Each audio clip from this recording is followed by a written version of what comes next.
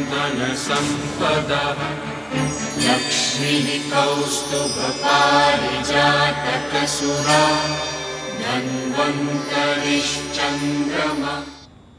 नमस्कार, आप देख रहे हैं हमारी खास पेशकश आयुष्मान भव। मैं हूं आपके साथ मीनाक्षी। अपने इस खास कार्यक्रम के जरिए हम आपको आयुर्वेद और प्राकृतिक चिकित्सा पद्धति के जरिए उपचार के तरीके घर बैठे बताते हैं। आज हम बात करेंगे बदलते मौसम में होने वाले एलर्जी के बारे में। जी हाँ, मौसम में बदलाव के साथ कई बीमारियां दस्तक देती हैं और इन्हीं में से एक है एलर्जी। कुछ एलर्जी तो ऐसी होती हैं जो किसी व्यक्ति में पूरी जिंदगी के लिए होती हैं, लेकिन कुछ ऐसी होती हैं जो मौसम के बदलने पर हो जाती हैं और ऐसी एलर्जी शरीर के सबसे संवेदनशील अंगों जैसे कि आंख, नाक और कान, गले और त्वचा को प्रभावित करती हैं। अगर आपको मौसम बदलने पर छींक आने लगती है या त्वचा में खुजली होती है तो ये भी एलर्जी हो सकती है। चलिए हम आपको बताते हैं कि क्या होती है एलर्जी और कैसे इससे बचा जा सकता है। तो आपको बता दें कि एलर्जी की समस्या किसी भी उम्र में हो सकती है, किसी भी मौसम में हो सकती है। वहीं एलर्जी या दूसरे शब्दों में कहें तो बाहरी तत्वों के प्रति शरीर की अति संवेदनशीलता एक आम समस्या है। पर ऐसे लोगों की बड़ी संख्या है जिन्हें यही नहीं पता होता कि उनकी परेशानी का कारण दरअसल एलर्जी है। हमारा शरीर किसी भी खास पदार्थ के प्रति जब अति संवेदनशीलता या कोई तीव्र प्रतिक्रिया दिखाता है तो उसे हम एलर्जी कहते हैं। एलर्जी इस बात का सीधा संकेत है कि शरीर की प्रतिरक्षा प्रणाली कमजोर पड़ गई है। ऐसे में कुछ परिस्थितियों में हमारा शरीर कुछ खास चीजों को स्वीकार करने से मना कर देता है और आयुर्वेद चिकित्सा पद्धति की मदद से कई तरह के एलर्जियों का इलाज भी संभव है, लेकिन चिकित्सक की सलाह से ही दवा का सेवन करना चाहिए। आज हमारे साथ इस कार्यक्रम में बेहद ही खास मेहमान आयुर्वेद चिकित्सा विशेषज्ञ डॉक्टर भारत भोयर पाटिल मौजूद हैं। तो सबसे पहले चलिए आपको डॉक्टर भारत भोयर जी से आपका परिचय करवा देते हैं। तो आपको बता दें कि डॉक्टर भारत भोयर पाटिल नई दिल्ली के चौधरी ब्रह्म प्रकाश आयुर्वेदिक चरक संस्था में मेडिकल सुपरिटेंडेंट और प्रोफेसर के पद पर कार्यरत हैं। साथ ही आपको बता दें कि आयुर्वेद की शिक्षा में करीब 20 साल का अनुभव इन्हें हासिल है। वहीं अपने नागपुर विश्वविद्यालय से बाम्स और एमडी की डिग्री भी हासिल की है। डॉक्टर भारत भोयर पाटिल ने आयुर्वेद पर 3 किताबें भी लिखी हैं। साथ में आपके कई शोध पत्र प्रकाशित हो चुके हैं।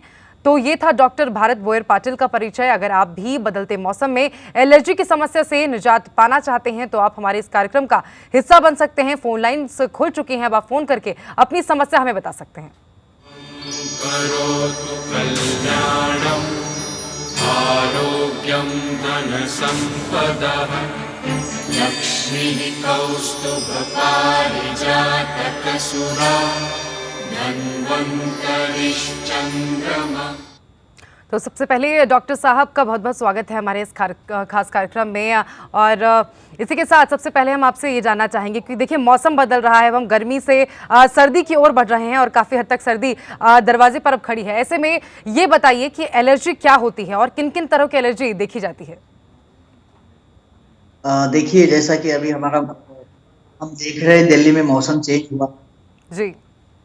जैसे भी मौसम चेंज होता है समर से हम की तरफ जा रहे हैं और विंटर सीजन में मौसम जैसे भी चेंज होता है, कुछ इन्वायरमेंटल चेंजेस होते हैं, कुछ बॉडी में भी चेंजेस होते हैं। जैसे कि हमारे आयुर्वेद में कहा हुआ है कि संधि काल जिसको कहते हैं, जो एक ऋतु होता है, एक ऋतु चेंज होकर दूसरा ऋतु लग जाता है, तो दोनों ऋतु के बीच वाला जो संधि काल होता है, उस संधि काल में कुछ बॉडी में चेंजेस होते हैं, कुछ हमारे ऋतु में के कारण इन्वायरमेंट में चेंजेस होते हैं। ये दोनों भी चेंजेस का जो इफेक्ट होता है वो हमारे बॉडी पे पड़ता है, उसी को हम कुछ हद तक एलर्जी मान सकते हैं। अब एलर्जी का मतलब यही होता है कि जो भी सीजन के हिसाब से होने वाले बॉडी में चेंजेस या कुछ सीजन के हिसाब में हमारे इन्वायरमेंट में होने वाले चेंजेस, अब उसके जो एलर्जी जो पार्टिकल्स है वो हमारे बॉडी में जाते हैं और बॉडी में जाने के बाद बॉडी हमारी इम्यून सिस्टम होती है, वो इम्यून सिस्टम एंटीबॉडीज को डेवलप करती है जी। और उस पार्टिकल को या उस एलर्जेंस को खत्म करने के लिए हमारी बॉडी एक डिफेंस मैकेनिज्म हमारे बॉडी में तैयार होता है। उस डिफेंस मैकेनिज्म के द्वारा एलर्जिक कुछ सिम्टम्स हमारे बॉडी पे डेवलप होते हैं। स्पेशली अगर हम बात करें कि सिम्टम्स की बात करें तो जो कुछ ऑर्गन हमारे बॉडी के होते हैं, जो अफेक्टेड ऑर्गन होते हैं, वो होते हैं रेस्पिरेटरी सिस्टम, हमारा नाक, कान, आंखें, स्किन और हमारे जीआईटी सिस्टम जिसको हम कहेंगे अन्नवा स्रोत, इससे हमें कुछ इफेक्ट मिलते हैं, उसी को हम एलर्जी कहते हैं। जी। डॉक्टर भारत, यहाँ पे ये बताइए कि देखिए मौसम बदलता है तभी एलर्जी जो है उसकी समस्या कहीं ना कहीं सामने आ जाती है। ऐसे में मौसम से एलर्जी का क्या कनेक्शन है, ये भी समझाइए। जी, जैसे कि अभी हमारा मौसम दिल्ली में चेंज हुआ है, ठंडी आ गई है, हमारा जो वातावरण है वो चेंज हुआ है, ठंडी जी। हवाएं चालू हो गई है, हम लोग अपने घरों में अभी रह रहे हैं, घरों में हम लोगों ने पर्दे लगाए हुए हैं और हमारे घर का जो इन्वायरमेंट है वो अभी थोड़ा सा नमी लिए हुए ह्यूमिड हुआ है, हम गर्म घर को करने की कोशिश कर रहे हैं। ऐसी सिचुएशन में हमारे घरों में कई सारे एलर्जेंस होते हैं, उसकी डेवलपमेंट होती है, जैसे कि डस्ट माइट है, जी। वो हमारे फर्नीचर्स में, हमारे बेडिंग्स में, बेडशीट्स में, पिलो कवर्स में बने रहते हैं, वही हमें फिर एलर्जी के रूप में हमें एलर्जी हमारे बॉडी में पैदा होती है। जैसे कि कुछ अगर हम घरों में हम देखते हैं कि नमी होती है, कहीं जी। सीलन होती है, सीलन के बाद कहीं पानी आता है, लीकेज होती है, नल के टूटे होते हैं, ऐसी जगह पे नमी के कारण भी मोल्ड का डेवलपमेंट होता है, कुछ बैक्टीरिया या फंगल इन्फेक्शन का वहाँ पे डेवलपमेंट होता है, उनके जो स्पोर्स होते हैं वो भी एलर्जेंस का काम करते हैं और उसके कारण भी हमें एलर्जी को सामना हमें करना पड़ता है। साथ साथ में अगर हमारे घर में कुछ पेट्स है, डॉगी है या कैट्स है, उनके कुछ डेंडर्स है, तो वो भी हमें इस सिचुएशन में या इस सीजन में हमारे घरों में अगर वो लिविंग रूम में या हमारे बेडरूम से पेट्स रहते हैं तो उसके कारण भी हमें एलर्जी हो सकती है। जी। उसके बाद एलर्जी का दूसरे जो कारण है वो है हमारे घरों में इस सीजन में ज्यादातर हम देखते हैं कि कॉकरोचों का बढ़ना भी होता है, कॉकरोच का टॉकिंग जो होती है, जो स्टिंग है, हमारे खाने के किचन है, हमारे टेबल्स है, किचन डाइनिंग टेबल है, उसके आसपास हम गंदगी रखते हैं या सफाई का प्रॉपर ध्यान नहीं रखते तो वहाँ पे कॉकरोचेस का डेवलप होना स्टार्ट हो सकता है। या हमारे किचन होता है, किचन में हमारे जो पॉलिश होती है उसके नीचे या जो हमारा मिक्सर ग्राइंडर होता है उसके नीचे कॉकरोच डेवलप हो सकता है और उसके कारण भी हमें एलर्जी हो सकती है। तो ये कॉकरोच का ड्रॉपिंग जो है वो भी एक एलर्जी का कारण है। जी। बिल्कुल डॉक्टर भारत, आपसे और भी जानकारी लेंगे, लेकिन यहाँ पर मैं एक बार अपने दर्शकों से अनुरोध कर दूं कि आज जो हम एलर्जी पर बात कर रहे हैं, अगर बदलते मौसम में आप भी एलर्जी की समस्या से जूझ रहे हैं तो आप हमसे अपना सवाल पूछ सकते हैं। डॉक्टर भारत हमारे साथ जुड़े हुए हैं, आयुर्वेद विशेषज्ञ भी हैं और अभी अपना सवाल पूछकर अपनी समस्या से निजात पा सकते हैं। इस बीच डॉक्टर साहब ये बताइए कि किसी किसी को एलर्जी जो है कान में महसूस होती है और अलग अलग अंगों में ये एलर्जी देखा जाता है। ऐसे में एलर्जी कितने तरह के होते हैं, इस बारे में भी बताइए। देखो, बेसिकली एलर्जी दो होती है, दो कारण, एक बाहरी कारण, एक आंतरिक कारण। जो बाहरी कारण होते हैं उसको हम एक्सट्रिंसिक कॉजेस कहते हैं और जो आंतरिक कारण होते हैं इंट्रिंसिक कारण होते कहते हैं। और ये जो आंतरिक कारण होते हैं उसके कारण जो एलर्जी होते हैं जिसको हम एटोपिक एलर्जी कहते हैं। और जो अभी मैंने कुछ बाहरी कारण जो बताए आपको, इन बाहरी कारणों के कारण जो एलर्जी होती है उसको हम सीजनल माने या एलर्जी मान सकते हैं। अब इसके एलर्जी में जो हम सिम्टम्स की बात कर रहे हैं तो सिम्टम्स हमें मिलते हैं, जैसे कि अभी हमने कुछ ऑर्गन्स की बात करी है, रेस्पिरेटरी सिस्टम से रिलेटेड हमें जो सिम्टम्स मिलते हैं वो है हमारे नेजल, नाक में छींक होना, जी, जुकाम होना, नजला होना, आंखों में इचिंग होना, रेडनेस होना आंखों में, आंखों से पानी आना, कानों में इचिंग होना, साथ साथ में कभी कभी हमें स्किन पे कुछ रेडनेस, रैशेज, साथ साथ में आर्टिकेरिक लीजन्स भी डेवलप होना। उसके बाद में कुछ जीआईटी के लक्षण भी इसमें हमें मिलते हैं, वो है वोमिटिंग होना या लूज मोशन होना। तो ये सारे जो लक्षण है वो हमें एलर्जी में मिलते हैं। बिल्कुल, क्योंकि हम आयुर्वेद के बारे में बात कर रहे हैं कि आयुर्वेद में इसका क्या इलाज है, तो ऐसे में सबसे पहले तो ये बताइए कि आयुर्वेद में एलर्जी के बारे में क्या कहा जाता है। मैडम, एलर्जी के बारे में आयुर्वेद की बात करें तो चरक, हमारा जो गुरु है, चरकाचार्य है, आचार्य है चरक वाग्भट, इन्होंने भी इसका उल्लेख किया हुआ है। इनके जो डिसीज का जो नाम इन्होंने दिया हुआ है उसका नाम फूट इन्होंने दिया है और भाव वाग्भट भी हम पढ़ते हैं 15कालीन ग्रंथ, उसमें भी इस डिजीज का वर्णन आया हुआ है। उसका नाम है उदर। उदर मीन्स वेरियस टाइप ऑफ चकत्ते बॉडी पे आना, जिसको हम आर्टिकेरिक रीजन कहते हैं। तो वो उल्लेख जो हमारे चरकाचार्य वाग्भट और जो हमारे आचार्य है एनचेत आचार्य, उन्होंने भी इस एलर्जी का उल्लेख किया हुआ है। जी बिल्कुल, और ऐसे में जैसे कि मैंने अभी आपको एलर्जी के सिम्टम्स जो कॉमन सिम्टम्स बताए हैं, कॉमन सिम्टम्स के बाद में अगर यही एलर्जी सीवियर स्टेज में पहुंच जाती है, कुछ सीवियर एलर्जी किसी पर्सन को होती है, सीवियर एलर्जिक कंडीशंस में उन पर्सन्स में या जिनमें जो एलर्जी प्रोन पर्सन्स है उनमें हमें कुछ चेस्ट से रिलेटेड सीवियर कॉम्प्लिकेशंस कहिए या सीवियर लक्षण भी मिल सकते हैं, जैसे कि allergic asthma, allergic rhinitis, wheezing, और उसके बाद में कुछ हद तक ये लक्षण कम करने में हमें दिक्कत हो सकती है। तो ऐसे सीवियर लक्षण भी इस एलर्जी के कारण डेवलप होते हैं। बिल्कुल डॉक्टर साहब, हमारे साथ एक दर्शक इस वक्त जुड़ गए हैं, दिनेश चौहान। दिनेश जी बताइए, क्या है आपकी समस्या? जी मैम, नमस्ते मैम, मैं दिनेश चौहान बात कर रहा हूँ रामदेवरा जैसलमेर से। मेरा सवाल ये है कि मैं टोटली ब्लाइंड हूँ, लेकिन मेरे आंखों में मतलब पानी आता है। जी बिल्कुल डॉक्टर भरत ये बता रहे हैं दिनेश चौहान जी कि वो देख नहीं सकते हैं और ऐसे में उनकी आंखों से पानी का रिसाव होता है। ऐसे में क्या उपाय है इनके लिए? अच्छा, पानी आता है इनका आंखों में, बट इनमें कोई आपके एलर्जी की कोई हिस्ट्री है आप में? इसके पहले भी होता है या कुछ एलर्जी की हिस्ट्री है? जी मुझे लगता है दिनेश जो हमारे साथ जुड़े नहीं हैं, लेकिन इनका सवाल यही था कि पानी का रिसाव उनकी आंखों से लगातार होता है, ऐसे में क्या उपाय उन्हें करना चाहिए? बिल्कुल बिल्कुल, अगर इनके एलर्जी के कारण अगर पानी का रिसाव रेगुलरली अगर होता है तो इसके लिए आप इनके आंखों की जो निगाह है वो आपको ले रखनी है, आंखों की स्वच्छता आपको रखनी है। आंखों के लिए आपको त्रिफला क्वार्ट्ज से आप रेगुलर बेसिस पे आंखों को मॉर्निंग में इवनिंग में 2 बार आप धो सकते हैं। जी कॉमनली आपको मार्केट में त्रिफला पाउडर मिल जाता है, उसको आप काढ़ा बनाइए, छान लीजिए, छानने के बाद में उसको आप गुनगुने पानी से आंखों को डेली बेसिस पे आप धो सकते हैं, तो इससे भी एलर्जी कम। कार्यक्रम में बात कर रहे हैं बदलते मौसम में होने वाली समस्या एलर्जी के बारे में। अगर इससे जुड़ा आपका कोई सवाल है तो आप हमारे साथ इस कार्यक्रम का हिस्सा बन सकते हैं। हमारे साथ बेहद ही खास मेहमान आयुर्वेद विशेषज्ञ डॉक्टर भारत मौजूद हैं। तो डॉक्टर भारत, हमारे साथ एक दर्शक जुड़ गए हैं इस वक्त, दीपक। दीपक जी बताइए, क्या है आपकी समस्या? बारिश स्टार्ट होती है ना, तो मतलब ना मेरी बॉडी में हल्की खुजली हो जाती है जी तो जैसे ही मैं रब करता हूँ तो ऐसा होता है जैसे कि मतलब खुजाता रहूँ, उसके बाद हल्के रेश कर जाते हैं, तो फिर एक चक्के से उभर आते हैं। तो डॉक्टर इसका सोल्यूशन क्या है? जी डॉक्टर साहब, आपने सवाल सुन लिया? सवाल क्लियर नहीं है, एक बार फिर से अपना सवाल दोहरा देंगे दीपक जी? डॉक्टर साहब, क्या होता है जब बारिश स्टार्ट होती है ना, तो उस मौसम में हल्की खुजली होती है बॉडी में, और जैसे ही मैं रब करता हूँ तो वो एक चक्के से पड़ जाते हैं, और फिर ऐसा मन करता है कि मतलब मैं खो जाता रहूँ धीरे पूरे। जी माउथ पे बता रहे हैं नहीं हो पा रही इनके।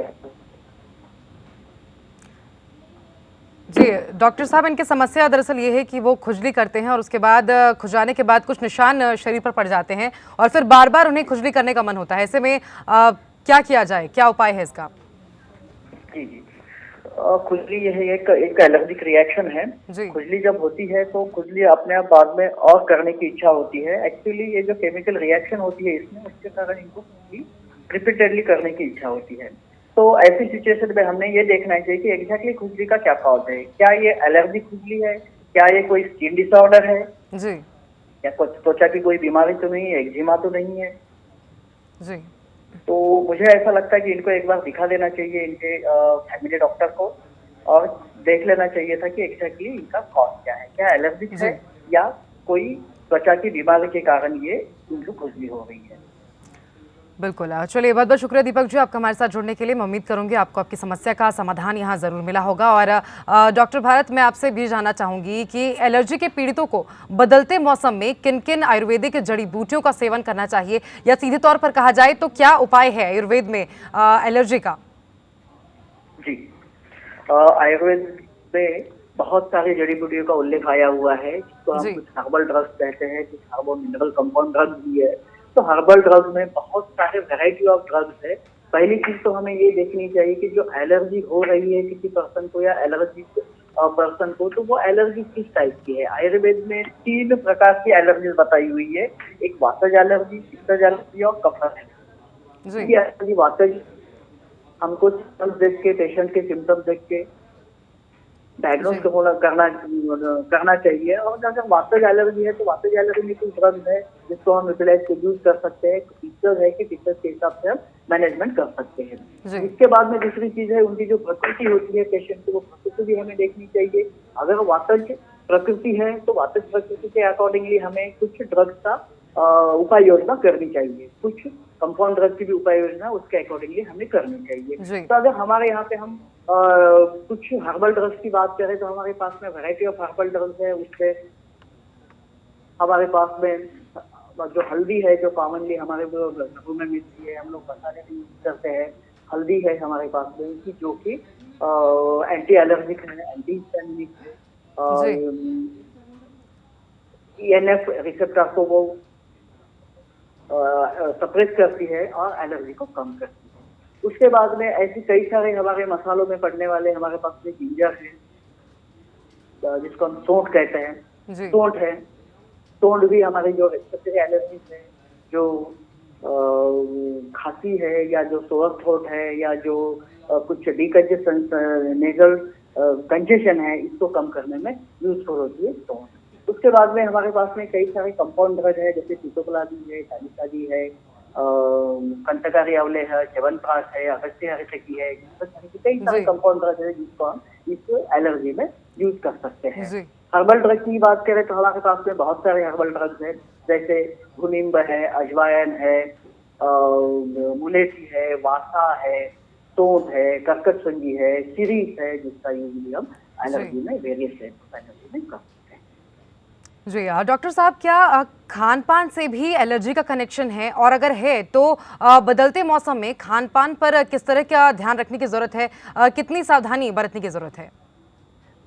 जो अगर आप आयुर्वेद शास्त्र में जो चरक बागभट्टी जो आईसीएट आचार्य है, इन्होंने विरुद्ध आहार नाम से एक टॉपिक लिखा हुआ है, विरुद्ध आहार, जिसको हम इनकॉम्पिटेबल फूड कहते हैं, या जो इंटर मिक्सिंग ऑफ फूड होती है वो एक मिक्स करके जो हम लोग खाते हैं विरुद्ध आहार जिसको कहते हैं। वो विरुद्ध आहार अगर हम करते हैं रेगुलर बेसिस से, आजकल तो हमारी लाइफस्टाइल ये विरुद्ध आहार से चल रही है। इधर हम जो खाने पे खीर भी लेते हैं और खीर के साथ साथ में मट्ठा भी खाते हैं, तक्ख भी खाते हैं, दही का भी इधर सेवन करते हैं, हम दूध की भी कुछ आइटम्स लेते हैं। हम कुछ अगर नॉन वेजिटेरियन लोग हैं तो मछली भी खाते हैं, साथ साथ में कुछ चिकन भी खाते हैं, दोनों आइटम एक साथ खाते हैं। तो इस टाइप की जो आहार होता है उसको हम विरुद्ध आहार कहते हैं, कि जो कि जब एक साथ आता है तो एक बॉडी में जाने के बाद एंटीजन का काम करता है और एलर्जी पैदा। बिल्कुल डॉक्टर साहब, जी देखिए, एक एलर्जीज में सबसे कॉमन जो माना जाता है स्किन एलर्जी, सबसे ज्यादा समस्या स्किन एलर्जी की देखी जाती है। ऐसे में इसके बारे में जरा विस्तार से बताइए। अभी मैं यही बात कर रहा था कि आपको विरुद्ध आहार की, विरुद्ध आहार में हम लोग देखते हैं हमारे घरों में जन बनाना शेक, मैंगो, दोनों चीजें पीते हैं। बनाना शेक और मैंगो शेक के दोनों भी विरुद्ध आहार है, और दोनों जब हम खाते हैं रेगुलर बेसिस पे खाते हैं तो बहुत सारे स्किन से रिलेटेड कॉम्प्लिकेशंस या एलर्जीज हमें मिलती है। स्पेशली स्किन एलर्जीज, रेडनेस, उधर जिसको हम अर्टिकेरिया कहते हैं, जिसको हम व्हाइट ल्यूकोडर्मा कहते हैं, ल्यूकोडर्मा जिसके कारण हो सकता है लॉन्ग टर्म में हम इस तरह का विरुद्ध आहार यूज करते हैं तो खाने में। तो इस टाइप के डिसीजेस जो होते हैं वो एलर्जी के कारण हो सकते हैं, इसीलिए हमारे शास्त्र में चरक ने वागभट में विरुद्ध आहार ना करने के लिए कहा हुआ है, और उन्होंने कहा कि विरुद्ध आहार बिल्कुल। डॉक्टर साहब, समय थोड़ा कम है लेकिन जानकारी बहुत सारी लेनी थी हमें। ऐसे में एक और जो बेहद महत्वपूर्ण बात है मैं आपसे जानना चाहूंगी कि कई बार डॉक्टर सलाह देते हैं एलर्जी होने पर कई गोलियां खाने की। ऐसे में आप बताइए कि क्या टैबलेट लेना एलर्जी में सही है या कोई दूसरा उपयुक्त उपाय है इसके लिए? टैबलेट लेना वही है। मॉडर्न मेडिसिन की बात करें तो मॉडर्न मेडिसिन में एंटी हिस्टामिनिक की कुछ टैबलेट्स है, वही वो मेडिसिन देते हैं, एंटी एलर्जिक मेडिसिन देते हैं, या कहीं किसी को फीवर या अदर इन्फ्लेमेशन है तो एंटी इन्फ्लेमेटरी देते हैं। आयुर्वेद में भी कई सारे एंटी इन्फ्लेमेटरी है, जैसे कि गुगुल कल्प है जो कि एंटी इन्फ्लेमेटरी एक्ट करते हैं, सीरीज के जैसे एंटी हिस्टामिनिक ड्रग्स है, चितोप्लाजी भी न्यूकोलिटिक भी है, एंटी हिस्टामिनिक भी है। तो इस टाइप के आयुर्वेदिक भी ड्रग हम इसमें ले सकते हैं, बजाय हम जो काउंटर पे जाके कुछ मेडिसिन परचेज करें, क्योंकि हमें एलोपैथी मेडिसिन में काउंटर में जाके जो भी मेडिसिन लेते हैं उसके साइड इफेक्ट के बारे में भी बहुत बार पता नहीं होता है। तो इस टाइप के साइड इफेक्ट टालने के लिए हम काउंटर से ना खरीदते हुए मेडिसिन हम डायरेक्ट डॉक्टर को जाके अब दिखा के उसके बाद ही डॉक्टर की सलाह से मेडिसिन बिल्कुल बिल्कुल बिल्कुल बहुत बहुत शुक्रिया डॉक्टर भारत आपका हमारे साथ जुड़ने के लिए, तमाम जानकारी हम तक पहुंचाने के लिए, और उन दर्शकों का भी शुक्रिया जो हमारे साथ जुड़े, अपनी अपनी समस्याएं हमारे साथ साझा की। मैं उम्मीद करती हूँ उन्हें उनकी समस्या का समाधान यहाँ जरूर मिला होगा। आप देख रहे थे हमारी खास पेशकश आयुष्मान भव। हम बात कर रहे थे एलर्जी के बारे में, इसके निजात के बारे में। इसी के साथ फिलहाल इस कार्यक्रम में बस इतना ही। आप देखते रहिए। करोतु कल्याणम् आरोग्यं धनसम्पदः लक्ष्मीः कौस्तुभपारिजातकसुरा धन्वन्तरिश्चन्द्रमा।